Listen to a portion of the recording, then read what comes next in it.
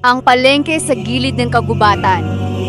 Hindi ako naniniwala sa mga kwentong kababalagan noon. Sabi ko nga, puro imbento lang yan ng matatanda para matakot ang mga bata.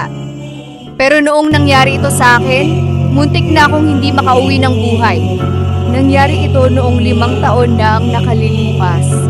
Nawalan ako ng trabaho noon at gutom na ang pamilya ko.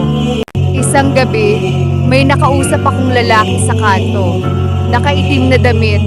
Hindi ko makita ng maayos ang mukha niya dahil madilim. Sabi niya, may alam siyang palengke kung saan sobrang mura ng lahat. Mga gamot, bigas, damit, kahit anong kailangan mo, nandoon daw. Basta huwag kang magtatanong kung saan nanggaling ang mga gamit. At huwag kang titingin sa likod mo habang naglalakad pa uwi. Paalala niya. Dahil sa desperasyon, sinunod ko siya. Sinabi niya kung saan pupunta. Dadaan sa lumang daan papuntang Lobo, lampas sa lumang sementeryo, hanggang sa makita mo ang matandang puno ng balete. Sa likod daw niyon ang pasukan. 2:00 na ng madaling araw nang umalis ako. Tahimik ang daan. Tanging huni lang ng mga kuliglig ang naririnig ko. Nang makarating ako sa puno ng balete, may nakita akong makipot na daanan na puno ng hamog. Pagpasok ko roon, biglang bumukas ang tanawin. May malawak na pamilihan. Maliwanag dahil sa mga sulo na kulay asul ang apoy. Pero walang ingay. Walang nagtatawanan. Walang nagtatawaran. Ang mga tao ay naglalakad ng mabagal, nakayuko, at parang hindi sila tumitingin sa mata mo. Lumapit ako sa isang tindahan na puno ng mga kahon ng gamot. Mga gamot na mahal at mahirap hanapin sa mga butika. Nang magtanong ako kung magkano, hindi sumagot ang tindera. Itinuro lang niya ang isang mangkok na puno ng mga lumang barya at buto. Kumuha ako ng ilang barya, ibinigay sa kanya, at ibinigay naman niya sa akin ng mga gamot. Habang naglalakad pa ako, may napansin akong ibang mga tindahan. May nagbebenta ng mga alahas na may nakadikit pang tuyong dugo. May nagbebenta ng mga laruan na parang paborito ng mga batang nawawala sa aming baryo.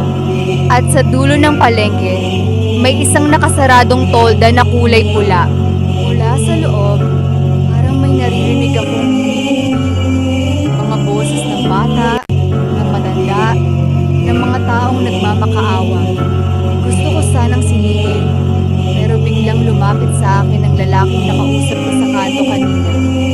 Sabi ko naman sa'yo, huwag kang magtatanong, huwag kang magsisiyasat, tulong niya. Ang boses niya ay parang maraming boses na sabay-sabay nagsasalita. Ito ang itim na pamilihan, boss. Dito ibinebenta ang lahat ng nawawala. Kaluluwa, alaala, buhay. Ang binibili mo ngayon, babayaran mo balang araw ng mahalaga sa'yo. Natakot ako. Tumakbo ako palabas. Bitbit ang mga binili ko. Hanggang sa makalabas ako sa daanan, naririnig ko pa rin ang mga bulong sa likod ko. Babalik ka. Babalik ka. Pagka-uwi ko, nagulat ang asawa ko kung saan ko nakuha ang mga iyon. Sinabi kong galing sa kakilala ko. Nawala ang sakit ng anak ko. Nakaraos kami ng ilang buwan. Pero mula noon, tuwing madaling araw, may naririnig akong kumakatok sa pinto. At kapag tinitingnan ko ang bintana, nakikita ko ang anino ng lalaking nakaitim. Nakatingin sa akin, parang naghihintay ng bayad. Noong nakaraang buwan, nawala ang paboritong kwintas ng asawa ko. Ang kwintas na bigay ng nanay niya bago ito mamatay. At kagabi, nang mangarap ako, narinig ko ulit ang boses niya.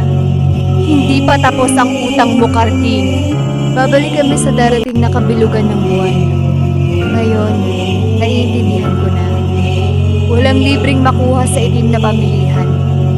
Lahat ng mura, lahat ng madaling makuha, may kapalit na mas mahal pa sa ginto. At ang pinakamalaking kalakal nila, ikaw mismo.